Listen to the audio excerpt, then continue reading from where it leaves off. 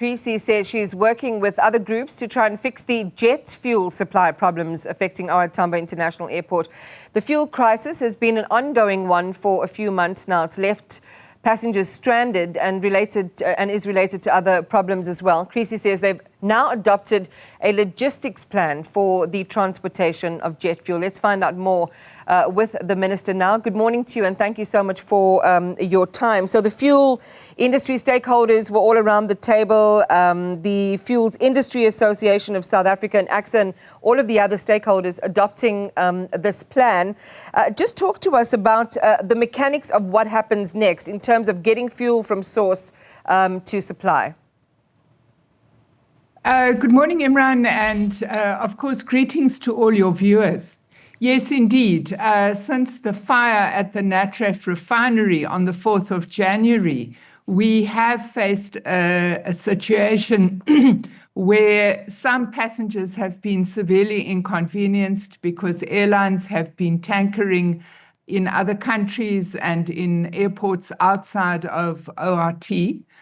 What I'm pleased to say is that together with the fuel industry, we now have 150 million litres of aviation fuel for February. This is more than meets the needs. Obviously, because of the fire at the Newzroom refinery, which is the only refinery in the country that can produce aviation fuel, we then have to transport the fuel from the port of Durban, where it arrives on ships, up to our Tambo International Airport. There are a lot of complicated things involved. It's not just a transport exercise. There are externalities that relate to the revenue service. But I'm pleased to say we have solved those.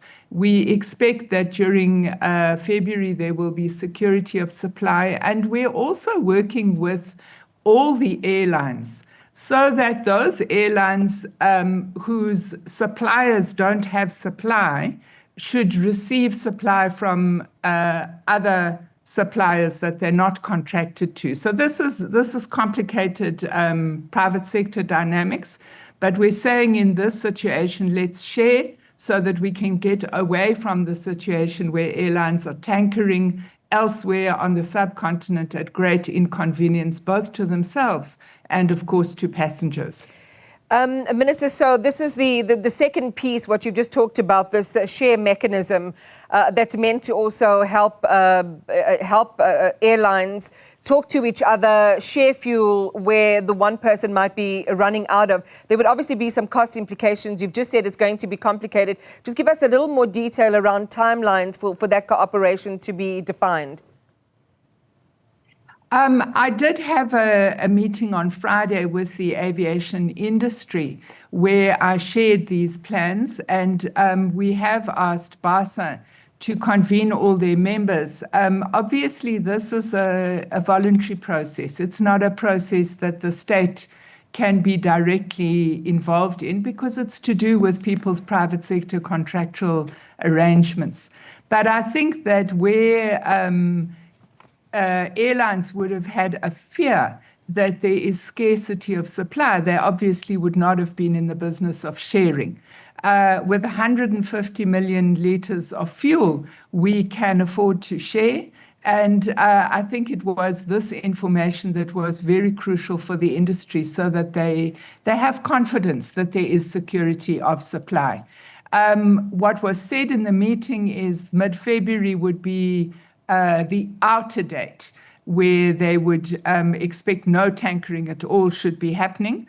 But now that they have this important information, they feel confident to negotiate with each other and solve the problem sooner.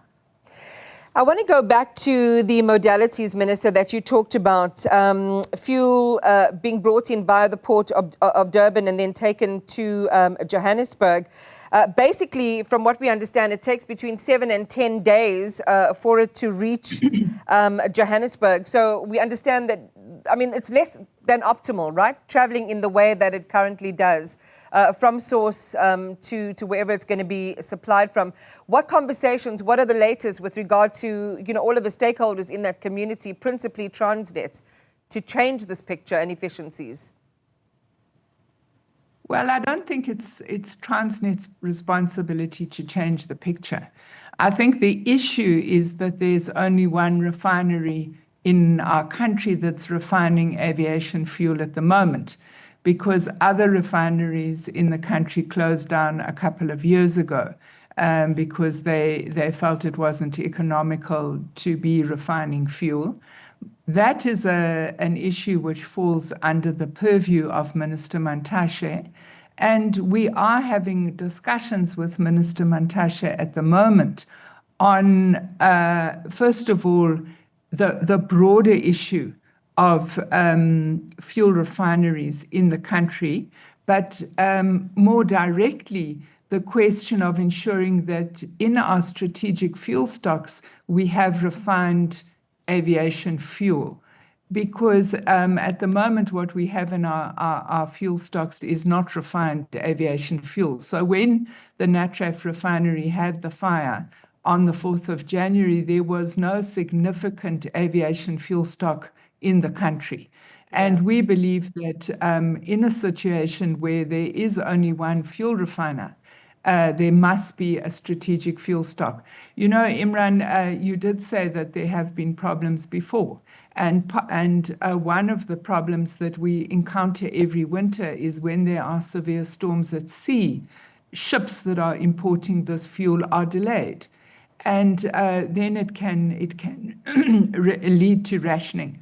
So we are in discussion with Minister Mantashe, and I'm sure if your viewers were anxious to get more information on this, he may be able to share with you his plans to open other refineries so that we have a better ongoing supply, even in times of crisis. And we certainly will do that, because I was going to ask you about, lessons learned from the January the 4th Natref fire.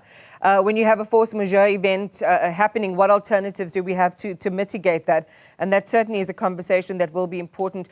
Minister, I mentioned Transnet because my understanding is, of course, a layperson's understanding, is that it's the pipeline through which the fuel comes in. So it's a multi-purpose pipeline in a sense, because it brings in diesel, petrol, other chemicals as well. And what we heard from AXA was that they kind of batch schedule the way that fuel comes in. And if they don't get the scheduling right, then it can create some delays there. But I take the point that you're making.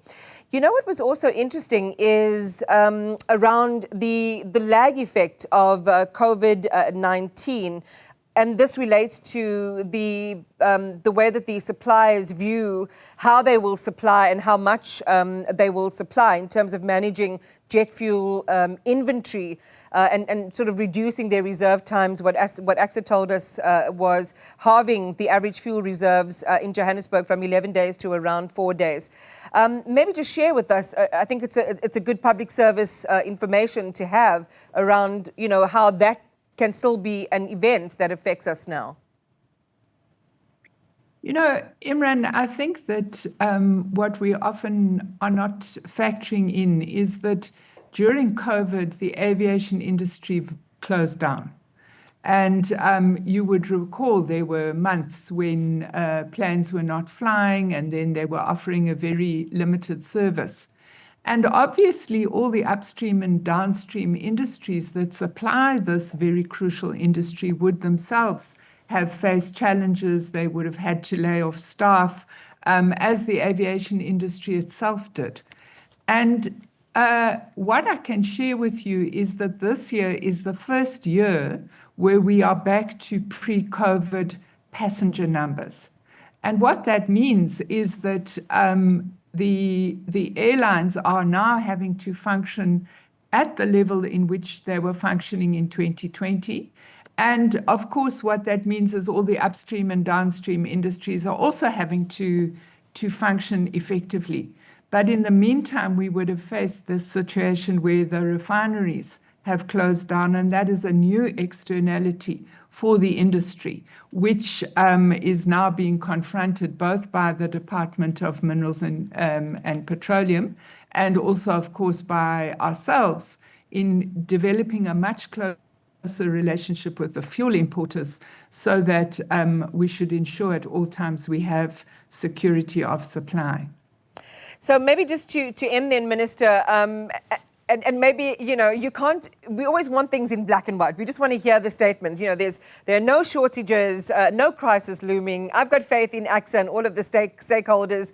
Yet, you know, at the bottom of that are a number of different complexities that aren't always within the purview of each organisation or stakeholders' singular control. But I'd like to end on a message from you with regard to jet fuel supply in South Africa, the collaboration and coordination between all of those role players. There is absolutely no shortage of jet fuel supply in February. We have an abundant supply. We have a logistics plan to ensure that that supply reaches OR Tambo Airport timeously. And our appeal to the industry is please share so that we don't inconvenience passengers.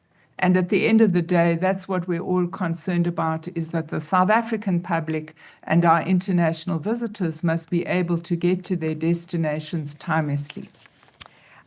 Minister Barbara Creecy, thank you very much for talking to us there. The Transport Minister just sharing with us the supply now, or the issue that had been relating to the dearth of jet fuel supply in South Africa. That situation seems to be now firmly in hand.